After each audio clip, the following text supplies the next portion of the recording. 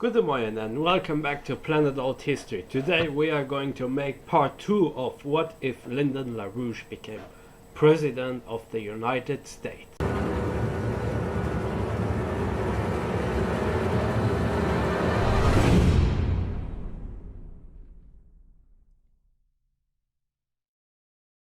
This part of the video we will divide it into two parts where we are going to discuss a little bit the internal policies of the United States and then also the foreign policies which would then happen around the world. So internally, due to the US not being a world police anymore, and also because LaRouche he would have this prestige of defeating the USSR, even though we all know these were mainly economic effects of the USSR, he would still be re-elected. So this means he would have his second term. That time he would make a shift and try to promote his own ideas, which he kept in secret for a long time. Of course, he would not just, put them all out like this, but he would try to get them out step by step and maybe also a little bit more hidden or just a little bit more latent. For him, the world is in a constant fight between Platonism and Aristotelianism. So he is not using the left and the right, but he's using Platonism and Aristotelianism. Platonists include figures such as Beethoven, Mozart, Shakespeare, Leonardo da Vinci, and Leibniz. And remember, in the first video I explained to you that he really liked the points of Leibniz. He was also an avid fan of classic music, for instance. And LaRouche believed that many of the world's ills result from the dominance of Aristotelianism, as embraced by the empirical philosophers such as Hobbes, Locke, Berkeley, and Hume. And this would lead to a culture that favors the empirical over the metaphysical, embraces moral relativism, and seeks to keep the general population uninformed. And for him, this part that the population is uninformed, it would also go against his Marxist part, of course, as well, yeah. Industry, technology, and classical music should be used to enlighten the world, LaRouche argued, whereas the Aristotelians use psychotherapy, drugs, rock music, jazz, environmentalism, and quantum theory to bring about a new dark age in which the world will be ruled by the oligarchs. For him, everything that was under the cover of Aristotelianism is bad. For him, left and right are false distinctions. What matters is the Platonic versus the Aristotelian outlook. If he could impose also his point of view, the Democrats and the Republicans would seek to reform. So many members, they would start to leave and also new members would start to come. Or both parties, yes, both parties, they could split. And while splitting, the parts which would agree with LaRouche and the other parts that would not agree with LaRouche, they would all somehow find together in one and the same party.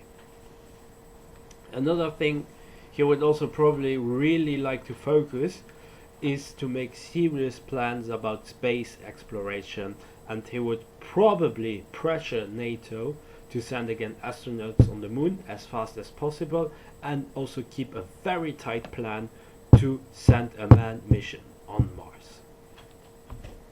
For the foreign policies, the USA, they would of course not be anymore the world police. No, due to the fact of the USSR and his sympathies for China, the new Silk Road, this project, he would use an old enemy again, the British Empire. And in OCL, he claimed that the British Empire is responsible for many ills in this world. And it is due to the British Empire for him that the Middle East is unstable, that there are civil wars in Africa, and also still some problems in Asia. Only by putting Great Britain in its place, all of these conflicts, well, they would cease to exist, according to him. What about Israel? Israel would have a very hard time, but on that point they are already fairly well developed that they could probably fend off for themselves. However, without the aid of the US and the foreign and military aid especially, they would be pressured into somehow agreeing in a more serious form of a two-state solution, but without finding a solution for Jerusalem itself. They would still get a lot of donations from high-class Jewish people in the United States, and probably also some more religious people who still like Israel and are pro-Israel. But of course this would not really be a lot for them. Yes, another very important point. The Saudis. The Saudis, they would become more involved and more active in that region. Why? Well, Saddam Hussein, he would still invade Kuwait, right? But Lyndon LaRouche, he would not care, no. This time, he would just say or claim that this is the problem of the British Empire, what they did, and they should solve it for themselves. What happens next is that the Saudis, they will somehow find a way to intervene, and they would have the power to beat Saddam Hussein, impose a puppet regime, which in turn, well, would make Iraq a little bit more, how should I say, sympathetic for Salafism. Salafism is the more radical version of Islam, which is promoted by Saudi Arabia, and also by helping Kuwait. Kuwait would be somehow indebted with the Saudis, so they would already have not only one country under their thumb, but two countries. And this would of course somehow spread over the time. Now, as for Europe, Western Europe in particular, they would create a new military alliance after that NATO would be dissolved by LaRouche. Western European countries would try to somehow again reactivate a new alliance, because they would see, oh yeah, there are problems, Russia is now in there and the Soviet Union dissolved. The US doesn't want to help us. Africa, of course, yeah. So what happens? They are going to do their own thing. Now, because of Lyndon LaRouche and also probably other circumstances, we would still, we would actually not see the German unification. Eastern Germany would become some sort of cheap labor country at first. And also this would give a little bit less wealthiness to countries like Poland, Czechia, and so on. But of course this is just only on the surface.